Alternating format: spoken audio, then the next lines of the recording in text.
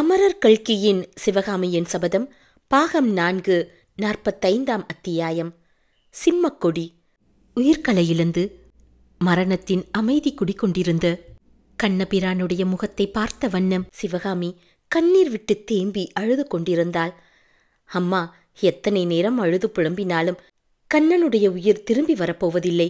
யுத்தம் என்றால் அப்படித்தான். கண்ணபிரான் ஒருவன்தானாயிரந்தான். இவனைப் போல் 10,000கணக்கான வீரர்கள் பலியானார்கள். தயவு செய்து புறப்படுங்கள், இந்த வீட்டுக்கு பக்கத்தில் தீ வந்து விட்டது என்று பரஞ்சோதி கூறினார். கண்ணீர் ததும்பிய கண்களினால் சிவகாமி அவரை பரிதாபமாக பார்த்து, தளபதி, யுத்தம் வேண்டாம் என்று தங்களுக்கு ஓலை எழுதி அனுப்பினேனே என்று விம்மினாள். ஆமம்மா, யுத்தத்தை தடுப்பதற்கு நானும் எவ்வளவோ முயற்சி செய்து பார்த்தேன். என் முயற்சி பலிதமாகும் சமயத்தில் அந்த கள்ள பிக்ஷு வந்து எல்லா காரியத்தையும் கெடுத்து விட்டான். வாதாபி நகரம் அழிய வேண்டும் என்று விதி இருக்கும்போது யார் என்ன செய்ய முடியும்? ஐயா, விதியின் பேரில் ஏன் குற்றம் சுமத்துகிறீர்கள்? எல்லாவற்றிற்கும் காரணம் இந்த பாதகிதான். அன்றைக்கு தாங்களும் அவரும் வந்து எவ்வளவோ பிடிவாதமாக என்னை அழைத்தீர்கள். மூர்க்கத்தனத்தினால் வரமாட்டேன் என்று சொன்னேன். அம்மா, எவ்வளவோ காரியங்கள் வேறு விதமாக நடந்திருக்கலாம். அதையெல்லாம் பற்றி இப்போது யோசித்து என்ன பயன்? தயவு செய்து புறப்படுங்கள். மாமல்லரும் தங்கள் தந்தையும் தங்களை பார்க்க ஆவலுடன் காத்து கொண்டிருப்பார்கள். தளபதி, அவருடைய முகத்தில் நான் எப்படி விழிப்பேன்? என்னால் முடியாது. நான் இங்கேயே இருந்து உயிரை விடுகிறேன். 1000 தடவை மன்னிப்பு கேட்டுக்கொண்டதாக அவரிடம் சொல்லுங்கள் என்று சிவகாமி சொல்லிக் கொண்டிருக்கும் போது வாசலில் பெரும் சத்தம் கேட்டது. சற்று நேரத்திற்கெல்லாம் மாமல்லர் உள்ளே பிரவேசித்தார். அவருக்கு பின்னால் ஆயனரும் வந்தார். இதோ அவரே வந்துவிட்டார் என்று பரஞ்சோதி வாய்விட்டு கூறி மனதிற்குள், இத்துடன் என் பொறுப்பு தீர்ந்தது என்று சொல்லிக் கொண்டார். அவரே வந்துவிட்டார் என்ற வார்த்தைகள் காதில் விழுந்ததும் சிவகாமியின் தேகம் புல்லரித்தது. குனிந்திருந்த தலையை நிமிர்த்தி வாசற்பக்கம் பார்த்தாள். கன நேரத்திலும் மிக சிறிய நேரம் மாமல்லருடைய கண்களும் சிவகாமியின் கண்களும் சந்தித்தன. அடக்க முடியாத உணர்ச்சி பொங்க சிவகாமி மறுபடியும் தலை குனிந்தாள். அவளுடைய அடி வயிற்றிலிருந்து ஏதோ கிளம்பி மேலே வந்து மார்பையும் தொண்டையையும் அடைத்து கொண்டு மூச்சு விட முடியாமலும் தேம்பி அழுவதற்கு முடியாமலும் செய்தது. அப்புறம் சிறிது நேரம் அங்கு என்ன நடந்ததென்றே தெரியாமல் சிவகாமி உணர்வற்றிருந்தாள். கண்ணபிரானா, ஐயோ என்று அவளுடைய தந்தையின் குரல் அலறுவது காதில் விழுந்ததும் உணர்வு பெற்றாள். ஆமாம், கண்ணன்தான். கமலியின் சிநேகிதியை சிறை மீட்டு ரதத்தில் வைத்து அழைத்து வர வந்த கண்ணன்தான் மார்பில் விஷக்கத்தி பாய்ந்து செத்து கிடக்கிறான். ஆயனரே, உம்முடைய மகளை கேளும். அவளுடைய சபதம் நிறைவேறிவிட்டதல்லவா? அவளுடைய உள்ளம் குளிர்ந்து விட்டதல்லவா? கேளும் ஆயனரே, கேளும். மாமல்லரின் மேற்படி வார்த்தைகள் சிவகாமியின் காதில் உருக்கிய ஈயத் துளிகள் விழுவது போல் விழுந்தன. ஆஹா, இந்த குரல் எத்தனை அன்பு ததும்பும் மொழிகளை, இன்பத்தேனொழுகும் வார்த்தைகளை ஒரு காலத்தில் சொல்லி இருக்கிறது. அதே குரலில் இப்போது எவ்வளவு கர்ண கடூரமான சொற்கள் வருகின்றன. ஆஹா, இதற்குத்தானா இந்த 9 வருஷ காலமும் பொறுமையுடன் உயிரை காப்பாற்றிக் கொண்டு வந்தோம்? மாமல்லரின் கொடுமையான வார்த்தைகள் பரஞ்சோதிக்கும் பெரும் துன்பத்தை உண்டாக்கின. சக்கரவர்த்தி, சிவகாமி அம்மை ரொம்பவும் மனம் நொந்து போயிருக்கிறார் என்று அவர் சொல்வதற்குள் மாமல்லர் குறுக்கிட்டு, சிவகாமி எதற்காக மனம் நோக வேண்டும்? இன்னும் என்ன மனக்குறை? சபதம்தான் நிறைவேறிவிட்டதே. சந்தேகம் இருந்தால் வீதி வழியே போகும்போது பார்த்து நிச்சயப்படுத்திக் கொள்ளட்டும். வீடுகள் பற்றி எரிவதையும் வீதிகளில் பிணங்கள் கிடப்பதையும் ஜனங்கள் அலறி புடைத்து கொண்டு ஓடுவதையும் பார்த்து கழிக்கட்டும். ஆயன சிற்பியாரே, உம்முடைய குமாரியை அழைத்து கொண்டு உடனே கிளம்பும். சிவகாமியின் மார்பு 1000 சுக்கலாக உடைந்தது. அவளுடைய தலை சுழன்றது. அச்சமயம் ஆயனர் அவளுக்கு அருகில் சென்று இரக்கம் நிறைந்த குரலில், அம்மா குழந்தாய், என்னை உனக்கு தெரியவில்லையா என்றார். அப்பா என்று கதறிக்கொண்டே சிவகாமி தன் தந்தையை கட்டிக்கொண்டு விம்மினாள். அன்று அதிகாலையில் சேனாதிபதி பரஞ்சோதி வாதாபிக்குள் பிரவேசித்ததிலிருந்து மாமல்லருடைய உள்ள பரபரப்பு நிமிஷத்துக்கு நிமிஷம் அதிகமாகிக் கொண்டிருந்தது. சிவகாமிக்கு ஏதோ விபரீதமான அபாயம் நேரப்போகிறதென்றும் நாம் இங்கே வெறுமனே இருப்பது பெரிய பிசகு என்றும் அவருக்கு தோன்றி வந்தது. புலிகேசி சக்கரவர்த்தி அரண்மனையில் அகப்படவில்லை என்று மானவர்மரிடமிருந்து செய்தி வந்த பிறகு கோட்டைக்கு வெளியே அவருக்கு இருப்பு கொள்ளவில்லை. ஆயனரையும் அழைத்து கொண்டு வாதாபி நகருக்குள் பிரவேசித்தார். சிவகாமியை சந்தித்தவுடனே அவளிடம் அன்பான மொழிகளை கூற வேண்டும் என்பதாகத்தான் யோசனை செய்து கொண்டு சென்றார். ஆனால் அவருடைய அன்புக்கும் அபிமானத்துக்கும் பெரிதும் பாத்திரமாயிருந்த கண்ணபிரான் செத்துக் கிடந்ததைக் கண்டதும் மாமல்லரின் மனம் கடினமாகிவிட்டது. அதனாலேதான் அத்தகைய கடுமொழிகளை கூறினார். ரதத்தில் ஆயனரும் சிவகாமியும் முன்னால் செல்ல, பின்னால் சற்று தூரத்தில் மாமல்லரும் பரஞ்சோதியும் குதிரைகளின் மீது ஆரோகணித்து சென்றார்கள். மாமல்லரின் விருப்பத்தின்படி பரஞ்சோதி தாம் சிவகாமியின் வீட்டு வாசலை அடைந்ததிலிருந்து நடந்த சம்பவங்களை எல்லாம் விவரமாக சொன்னார். அதையெல்லாம் கேட்க கேட்க சக்கரவர்த்தியின் நெஞ்சில் குரோதாகினி சுடர்விட்டு எரியத் தொடங்கியது. முக்கியமாக நாகநந்தியை பரஞ்சோதி கொல்லாமல் உயிரோடு விட்டுவிட்டார் என்பது மாமல்லருக்கு பெரும் கோபத்தை உண்டாக்கியது. சிவகாமியை பெரும் துன்பத்திலிருந்து பாதுகாப்பதற்காகவே அவளை கொல்ல எத்தனித்ததாக நாகநந்தி சொன்னார் அல்லவா? அதை கேட்டபோது அந்த கூற்றில் அடங்கியிருந்த உண்மையை மாமல்லரின் அந்தராத்மா உடனே உணர்ந்தது. அது காரணமாக அவருடைய குரோதம் பன்மடங்கு அதிகமாகி கொழுந்து விட்டெறிந்தது. சிவகாமி தன் அருமை தந்தையின் மீது சாய்ந்த வண்ணம் வாதாபி நகரின் பயங்கர வீதிக் காட்சிகளை பார்த்து கொண்டே சென்றாள். அந்த கோரங்களை பார்க்க சகிக்காமல் சில சமயம் கண்களை மூடிக்கொண்டாள். ஆனால் கண்களை மூடிக்கொண்ட போதிலும் காதுகளை மூடிக்கொள்ள முடியவில்லை. ஜுவாலை விட்டு பரவிய பெருந்தீயிலே வீடுகள் பற்றி எரியும் சடசட சத்தமும், காற்றின் விர் என்ற சத்தமும், குழந்தைகளின் கூக்குரலும், ஸ்திரீகளின் ஓலமும், சலுக்க வீரர்களை பல்லவ வீரர்கள் துரத்தி ஓடும் சத்தமும், ஜெய கோஷமும், ஹாஹாகாரமும் அவளுடைய செவிகளை நிரப்பி அடிக்கடி கண்களை திறந்து பார்க்க செய்தன. அந்த நிலையில் ஒரு முறை மாமல்லர் சிறிது முன்னேறி வந்து ரதத்தின் ஓரமாக குதிரையை செலுத்திக் கொண்டிருந்த போது சிவகாமி அவளுடன் அவர் முகத்தை ஏறிட்டு பார்த்தாள். ஆனால் மாமல்லரோ அவள் பக்கம் தம் பார்வையை திருப்பவே இல்லை. ஆயனர் முகத்தை நோக்கிய வண்ணம், சிற்பியாரே, நாங்கள் எல்லோரும் இங்கிருந்து புறப்பட்டு வர இன்னும் 1 மாதம் ஆகலாம். உங்களுக்கு இஷ்டம் இருந்தால் உம்மையும் உமது மகளையும் முன்னதாக தக்க பாதுகாப்புடன் காஞ்சிக்கு அனுப்பி வைக்கிறேன். அல்லது நாகநந்தி பிக்ஷு உம்மையும் உமது குமாரியையும் அஜந்தாவுக்கு அழைத்து போக விரும்புவதாக சொன்னாராம். அது உங்களுக்கு இஷ்டமானால் அப்படியும் செய்யலாம் என்றார். அத்தனை கஷ்டங்களுக்கும் யுத்த பயங்கரங்களுக்கும் இடையிலேயும் ஆயனருக்கு அஜந்தா என்றதும் சபலம் தட்டியது. அஜந்தா வர்ண ரகசியத்தை பரஞ்சோதி நாகநந்தியிடம் கேட்டு தெரிந்து கொண்ட விவரம் இன்னமும் ஆயனருக்கு தெரியாது. எனவே அவர் சிவகாமியை பார்த்து, அம்மா, உனக்கு என்ன பிரியம்?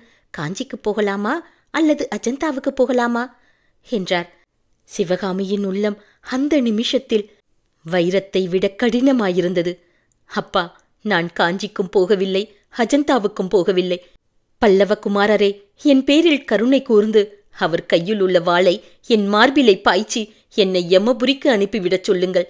பழைய அபிமானத்துக்காக எனக்கு இந்த உதவி செய்ய சொல்லுங்கள் என்றாள். இவ்விதம் சொல்லிவிட்டு ஆயனரின் மடியின் மீது சிவகாமி மறுபடியும் ஸ்மரணை இழந்து விழுந்தாள். மாமல்லர் திரும்பிச் சென்று பரஞ்சோதியின் பக்கத்தை அடைந்தார். சிவகாமியின் மீது அத்தகைய குரூரமான சொல்லம்புகளை செலுத்திய பிறகு அவருடைய மனம் சிறிது அமைதி அடைந்திருந்தது. நண்பரே, அதோ புலிகேசியின் பொய்யான ஜெயஸ்தம்பத்தை பார்த்தீரல்லவா? 9 வருஷத்துக்கு முன்பு ஒரு நாள் நாம் அந்த ஸ்தம்பத்தின் அடியில் நின்று செய்து கொண்ட சங்கல்பத்தை இன்று நிறைவேற்றிவிட்டோம். அந்த பொய்த்தூணை உடனே தகர்த்தெறிந்துவிட்டு பல்லவ சைனியத்தின் ஜெயஸ்தம்பத்தை நாட்டச் செய்யுங்கள். புதிய ஜெயஸ்தம்பத்திலே பல்லவ சேனையின் வெற்றிக்கொடி வானலாவ பறக்கட்டும். மகத்தான இந்த வெற்றிக்கு அறிகுறியாக நமது கொடியிலும் விருதுகளிலும் உள்ள ரிஷப சின்னத்தை மாற்றி சிம்ம சித்திரத்தை பொறிக்கச் செய்யுங்கள் என்று ஆஞ்ஞாபித்தார். 46ஆம் அத்தியாயம். பௌர்ணமி சந்திரன். இந்த மண்ணுலகம் படைக்கப்பட்ட காலத்திலிருந்து மாதம் ஒரு தடவை பூரணச்சந்திரன் உதயமாகி நீல வானத்தில் ஜொலிக்கும் வைர நட்சத்திரங்களினிடையே பவனி சென்று வருகிறது. ஒவ்வொரு பௌர்ணமியன்றும் வான வீதியில் பவனி வரும் பூரணச்சந்திரன் கடந்த 1 மாதத்திற்குள்ளேயே பூவுலகில் எத்தனையோ அதிசயமான மாறுதல்கள் நிகழ்ந்திருப்பதை பார்த்து கொண்டு வருகிறது. எனவே மண்ணுலகில் அடிக்கடி நிகழும் மாறுதல்கள் பூரணச்சந்திரனுக்கு அதிகமான ஆச்சரியத்தை அளிக்க முடியாதுதான். என்ற போதிலும் 1944 சிவகாமியின் சபதம் எழுதப்பட்டது. இன்றைக்கு சுமார் 1304 ஆண்டுகளுக்கு முன்னால் கிபி 642 மார்கழி மாதத்தில் உதித்த பூரண சந்திரன் வாதாபி நகரம் இருந்த இடத்துக்கு மேலாக வந்தபோது சிறிது நேரம் ஆச்சரியத்தினால் ஸ்தம்பித்து நின்றுவிட்டு ஒரு பெருமூச்சுடனேதான் அப்பால் நகர்ந்து இருக்க வேண்டும். சென்ற பௌர்ணமி அன்று அந்த வாதாபி நகரத்தின் மாட மாளிகைகளும் கூட கோபுரங்களும் சந்திரனையே தொட்டுவிட முயல்வதைப் போல் கம்பீரமாக எழுந்து நின்றன. வானத்து நட்சத்திரங்களோடு போட்டியிடுவன போல் நகரெங்கும் தீபங்கள் ஜொலித்தன. ஐஸ்வர்யத்தில் பிறந்து ஐஸ்வர்யத்தில் வளர்ந்த ஆடவரும் பெண்டீரும் சகல பூரண பூஷிதர்களாக அந்த பெருநகரின் விசாலமான வீதிகளில் மதோன்மதங்கொண்டு உலாவினார்கள். அலங்கரித்த யானைகளும் அழகிய குதிரைகளும் தந்த சிவிகைகளும் தங்க ரதங்களும் மோகன வெண்ணிலவிலே ஒளி வீசி திகழ்ந்தன. விண்ணை எட்டும் மாளிகைகளின் உப்பரிக்கைகளில் வெண்ணிலாவுக்கு இன்னும் வெண்மையை அளித்த தவள மாடங்களில் மன்மதனையும் ரதியையும் ஒத்த காளைகளும் கன்னியர்களும் காதல் புரிந்து கழித்தார்கள். தேவாலயங்களில் ஆலாசிய மணிகள் ஒலித்தன. அரண்மனையில் கீத வாத்தியங்களின் இன்னிசை கிளம்பிற்று. நடன மண்டபங்களில் சதங்கைகள் சப்தித்தன. கடை வீதிகளில் பொது ஜனங்களின் கலகல துணி எழுந்தது. அகில் புகையின் மனமும் சந்தனத்தின் வாசனையும் நறுமலர்களின் சுகந்தமும் எங்கெங்கும் பரவியிருந்தன. ஒரு மாதத்துக்கு முன்பு மேற்கண்டவாறு கந்தர்வபுரியாக காட்சியளித்த வாதாபி நகரம் இருந்த இடத்தில் இன்றைக்கு சிற்சில குட்டிச் சுவறுகள் நின்றன. மற்ற இடத்திலேயெல்லாம் கரியும் சாம்பலும் புகையேறிய கல்லும் மண்ணும் காணப்பட்டன. சில இடங்களில் அவை கும்பல் கும்பலாக கிடந்தன. சில இடங்களில் அவை பரவி கிடந்தன. இடிந்து விழாமல் புகையினாலும் தீயினாலும் கருத்து போய் நின்ற குட்டிச் சுவர்களின் ஓரமாய் சிற்சில மனிதர்கள், உயிர் பெற்று எழுந்த பிரேதங்களையும் பேய் பிசாசுகளையும் ஒத்த மனிதர்கள் ஆங்காங்கே திரிந்து கொண்டிருந்தார்கள். அவர்களில் சிலர் எங்கே போகிறோம் என்ற எண்ணமே இல்லாமல் பிரம்மை பிடித்தவர்களைப் போல் நடந்தார்கள். வேறு சிலர் ஆங்காங்கே உட்கார்ந்து கரியையும் மண்ணையும் கிளறி பார்த்து கொண்டிருந்தார்கள். அவர்கள் யாரை தேடினார்களோ அல்லது எதை தேடினார்களோ யாருக்கு தெரியும்? வாதாபி நகரம் இருந்த இடத்துக்கு சற்று தூரத்தில் இடிந்தும் தகர்ந்தும் கிடந்த கோட்டை மதிலுக்கு அப்புறத்தில் அந்த மார்கழி பௌர்ணமி சந்திரன் முற்றிலும் வேறுவிதமான மற்றொரு காட்சியை பார்த்தது. லட்சக்கணக்கான பல்லவ பாண்டிய வீரர்கள் வெற்றி கோலாகலத்திலும் களியாட்ட ஆரவாரங்களிலும் ஈடுபட்டிருந்தார்கள். அவர்கள் படையெடுத்து வந்த காரியம் யாரும் எதிர்பார்த்ததை காட்டிலும் சுலபமாக நிறைவேறி மகத்தான வெற்றி கிடைத்த காரணத்தினால் அவர்களுக்கேற்பட்ட மதோன்மதம் ஒரு பக்கம், வாதாபி நகரத்தின் கொள்ளையில் அவரவருக்கு கிடைத்த பங்கினால் ஏற்பட்ட உற்சாகம் ஒரு பக்கம். இவற்றோடு கூட இந்த பாழாய்ப்போன மயான பூமியில், அவர்களாலேயே மயானமாக்கப்பட்ட பிரதேசத்தில் இன்னும் ஒரு தினம்தான் இருக்க வேண்டும். அதற்கு அடுத்த தினம் சொந்த நாட்டுக்கு புறப்படப் போகிறோம் என்ற எண்ணமானது அவர்களுக்கு அளவில்லாத எக்களிப்பை உண்டு பண்ணி இரவெல்லாம் தூக்கமின்றி களியாட்டங்களில் ஈடுபடும்படி செய்திருந்தது. அந்த வெற்றி வீரர்களில் சிலர் ஆடி பாடினார்கள். சிலர் இசைக்கருவிகளிலிருந்து பல வகை அபஸ்வரங்களை கிளப்பினார்கள். சிலர் கும்பலாக உட்கார்ந்து கதை கேட்டார்கள். சிலர் வாதாபி யுத்தத்தில் தாங்கள் செய்த வீர பராக்கிரம செயல்களை பரஸ்பரம் சொல்லி பரிமாறிக்கொண்டிருந்தார்கள். சிலர் மார்கழி மாதத்து குளிரை போக்கிக் கொள்வதற்காக எரிகிற வீடுகளிலிருந்து பிடுங்கிக் கொண்டு வந்த கட்டைகளை போட்டு கொளுத்தி கொண்டும் தீயைச் சுற்றி உட்கார்ந்து கொண்டும் குளிர் காய்ந்தார்கள். அநேகர் வாதாபியிலிருந்து அவரவரும் கொள்ளையடித்து கொண்டு வந்திருந்த செல்வங்களை சேர்த்து வைத்துக் கொண்டு பூதம் காப்பது போல் காத்து வந்தார்கள். இப்படி கொள்ளை கொண்ட பொருளை அதிஜாக்கிரதையாக பாதுகாத்தவர்களுக்குள்ளே சற்று கவனித்து பார்த்தோமானால் நமக்கு தெரிந்த வயோதிக வீரர் ஒருவரை காணலாம். சோழ மன்னர் பரம்பரையைச் சேர்ந்த செம்பியன் வல்லவன், மங்கையர்க்கரசியின் அருமை தந்தைதான் அவர். தாம் காஞ்சியிலிருந்து புறப்பட்டு வந்த பிறகு தமது மகளுக்கு நேர்ந்த அரும்பெரும் பாக்கியத்தை அறியாதவராய் அவளுடைய திருமணத்தின் போது ஸ்திரீதானம் கொடுப்பதற்கென்று எரிந்து கொண்டிருந்த வாதாபி நகரிலிருந்து மிக்க பரபரப்புடனும் சுறுசுறுப்புடனும் ஏராளமான முத்துக்கள், மணிகள், இரத்தினங்கள், தங்கம், வெள்ளி ஆபரணங்கள் ஆகியவற்றை எடுத்துக்கொண்டு வந்து சேர்த்திருந்தார். இவ்விதம் கிழவர் அரும்பாடுபட்டு சேகரித்திருந்த பொருட்களுக்கு ஒரு நாள் ஆபத்து வரும் போலிருந்தது. இரவு நேரங்களில் சில சமயம் மாமல்லர் தமது சேனா வீரர்கள் தங்கியிருக்கும் இடங்களுக்கு சென்று பார்வையிட்டு சமயோசிதமான பாராட்டு மொழிகள் கூறி உற்சாகப்படுத்திவிட்டு போவது வழக்கம். ஊருக்கு புறப்பட வேண்டிய நேரம் நெருங்கிவிட்டபடியால் சென்ற 4 தினங்களாக சக்கரவர்த்தி தினம்தோறும் இரவு வெகு நேரம் வரையில் வீரர்கள் தங்கியிருந்த இடங்களுக்கு சென்று அவர்களை பார்த்தும் பேசியும் சந்தோஷப்படுத்தி வந்தார். அந்த வெற்றி வீரர்களை தம்முடன் நிரந்தரமாக பந்தப்படுத்திக் கொள்ள வேண்டும் என்ற நோக்கத்தோடு கூட போர்க்களத்திலிருந்தும் கோட்டை தாக்குதலிலும் அரும்பெரும் வீரச் செயல்கள் புரிந்தவர்களை நேரில் தெரிந்து கொண்டு அவர்களுக்கு விசேஷ சன்மானம் அளிக்க வேண்டும் என்னும் விருப்பமும் மாமல்லரின் மனதிலே இருந்தது. மேற்சொன்ன நோக்கங்களுடன் மானவன்மன், ஆதித்தவர்மன், சத்ருகுணன் ஆகியவர்கள் பின்தொடர படை வீரர்களை பார்த்து கொண்டு வந்த நரசிம்ம சக்கரவர்த்தி நமது சோழ வம்சத்து வீரக்கிழவரின் அருகில் வந்ததும் சிறிது நின்று அவரை உற்று பார்த்தார். இந்த பெரியவரை நாம் மறந்தே போய்விட்டோமே என்று மெல்ல சொல்லிவிட்டு வெளிப்படையாக, இது என்ன ஐயா, இவ்வளவு பொருட்களை நீர் எப்படி சேர்த்து வைத்துக் கொள்ள துணிந்தீர்? ஒவ்வொருவரும் தம்மால் தூக்கிக் கொண்டு போகக்கூடிய அளவுதானே வைத்துக் கொள்ளலாம் என்பது நமது கட்டளை என்று கேட்டார். சக்கரவர்த்தி, 100 வீரர்களுடன் வந்தேன். என்னைத் தவிர அவ்வளவு பேரும் வாதாபி போரில் உயிர் துறந்தார்கள். ஆகா, சோழ நாட்டு வீரம்தான் வீரம்.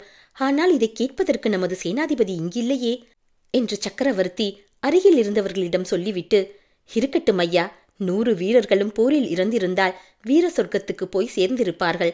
அவர்களுக்கு இந்த பொருளினால் ஒரு பயனும் இல்லையே என்றார். பல்லவேந்திரா, எனது ஏக புதல்விக்கு திருமணம் செய்து கொடுக்க வேண்டும்.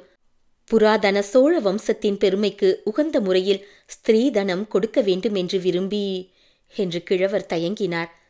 மாமல்லர் புன்னகையுடன் மானவர்மரை பார்த்து, இவருக்கு விஷயமே தெரியாது போலிருக்கிறது, சொல்லட்டுமா என்று கேட்க, வேண்டாம் பிரபு, இப்போது திடீர் என்று சொன்னால் சந்தோஷ மிகுதியால் கிழவரின் பிராணன் போனாலும் போய்விடும் என்றார் மானவர்மர்.